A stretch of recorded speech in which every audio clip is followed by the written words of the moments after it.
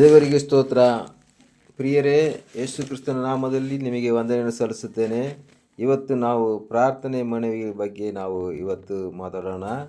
ನಾವು ಸಾಮಾನ್ಯವಾಗಿ ಟಿ ವಿಗಳಲ್ಲಿ, ಯೂಟ್ಯೂಬ್ನಲ್ಲಿ, ಕ್ಯಾಲೆಂಡರ್ನಲ್ಲಿ ಮತ್ತು ಮಾಸಪತ್ರಿಕೆಯಲ್ಲಿ ನಿಮ್ಮ 24 ತಾಸು ಪ್ರಾರ್ಥನೆ ಮನವಿಗಳಿಗಾಗಿ ಸಂಪರ್ಕಿಸಿರಿ ಎಂಬುದಾಗಿ ಅಲ್ಲಿ ಒಂದು ಫೋನ್ ನಂಬರ್ ಕೊಟ್ಟಿರ್ತಾರೆ, ನಾವು ನೋಡಿರ್ತೇವೆ. ನಾನು ನಿಮಗೆ ಒಂದು ವಿಷಯವನ್ನು ಹೇಳಲಿಕ್ಕೆ ಇಷ್ಟಪಡ್ತೇನೆ.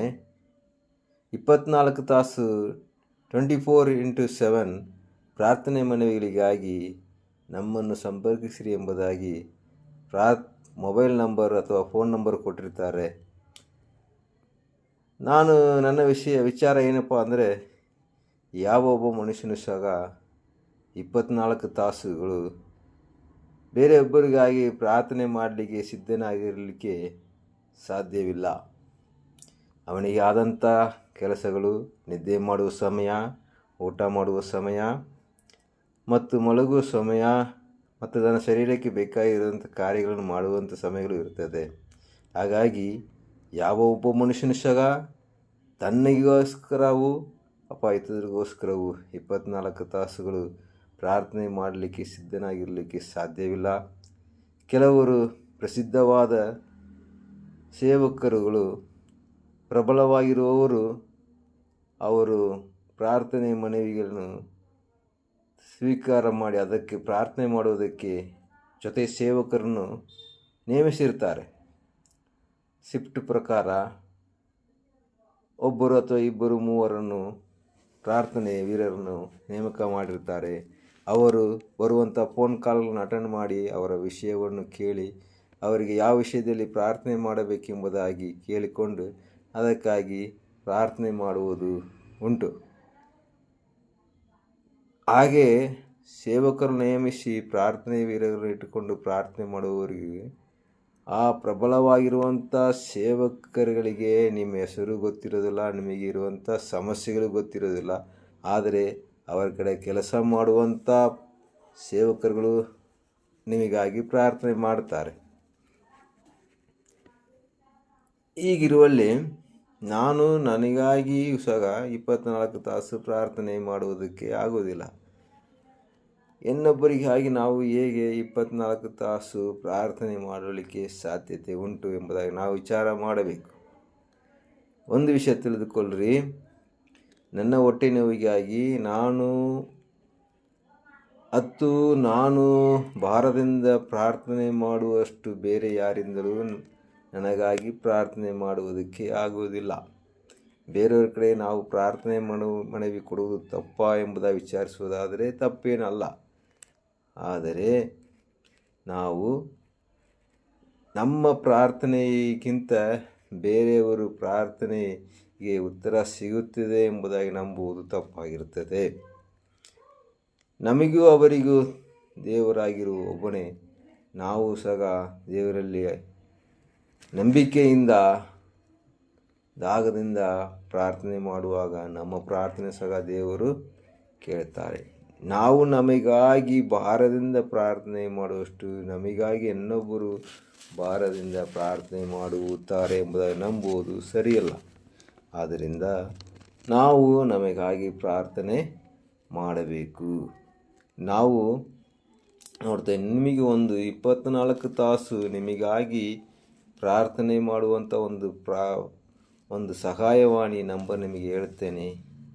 7 24 25 26 ಈ ನಂಬರಿಗೆ ನೀವು ಪ್ರಾರ್ಥನೆ ಮನೆಯನ್ನು ಮಾಡುವಾಗ ಖಂಡಿತ ನಿಮಗಾಗಿ 24 ತಾಸು ಪ್ರಾರ್ಥನೆ ಮಾಡುವಂಥ ಒಬ್ಬ ಪ್ರಾರ್ಥನಾ ಯಾಜಕನಿದ್ದಾರೆ.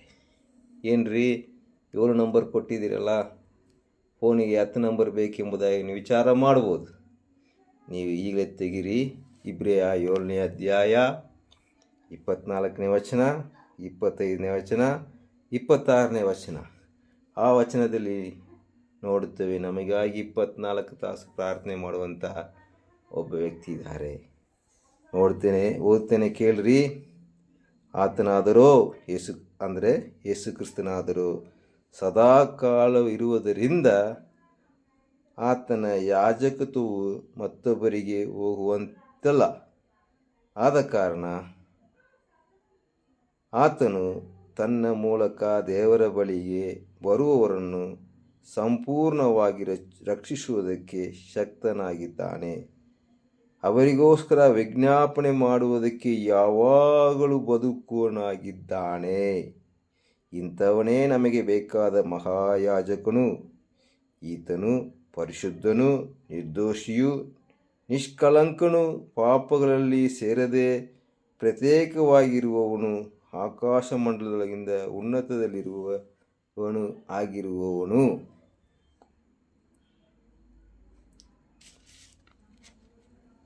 ಎಂಬುದಾಗಿ ಬರೆಯಲ್ಪಟ್ಟಿದೆ. ನೋಡ್ರಿ, ಈತನು ಸದಾಕಾಲ ಇರುವುದರಿಂದ ನಮಗಾಗಿ ಆತನು ವಿಜ್ಞಾಪನೆ ಮಾಡುವುದಕ್ಕೆ ಯಾವಾಗಲೂ ಬದುಕುವನಾಗಿದ್ದಾನೆ. ಇಂಥ ಯಾಜಕ ನಮಗೆ ಬೇಕು. ಇಂಥವನಿಗೆ ನೀವು ಯಾವಾಗಲೂ 24 ತಾಸು ಆತನಿಗೆ ಪ್ರಾರ್ಥನೆ, ವಿಜ್ಞಾಪನೆ, ಮನವಿಗಳನ್ನು ಕೊಡುವುದಾಗಿ ನಿಮಗಾಗಿ ಪ್ರಾರ್ಥನೆ ಮಾಡಲಿಕ್ಕೆ ಶಕ್ತನಾಗಿದ್ದಾನೆ. ಈ ನಂಬರಿಗೆ ನಾನು ಹೇಳಿದಂಥ ಇಬ್ರಿಯ 7ನೇ ಅಧ್ಯಾಯ 24ನೇ ವಚನ, 25ನೇ ವಚನ, 26ನೇ ವಚನ, ಈ ನಂಬರಿಗೆ ನೀವು ಪ್ರಾರ್ಥನೆ ಮಾಡಿರಿ. ಯೇಸು ಕ್ರಿಸ್ತನಿಗೆ ನೀವು ಪ್ರಾರ್ಥನೆ ಮನೆಯನ್ನು ಯಾವಾಗಲೂ ಸಲ್ಲಿಸಬಹುದು. ಆತನ ಹಗಲಿರುಳು ನೀ ತೂಗಡಿಸಿ ನಿದ್ರಿಸದೆ ಇರುವ ಆತನಿಂದ ನಿಮಗೆ ಯಾವಾಗಲೂ ನಿಮಗೋಸ್ಕರ ಪ್ರಾರ್ಥಿಸುವನಾಗಿದ್ದಾರೆ.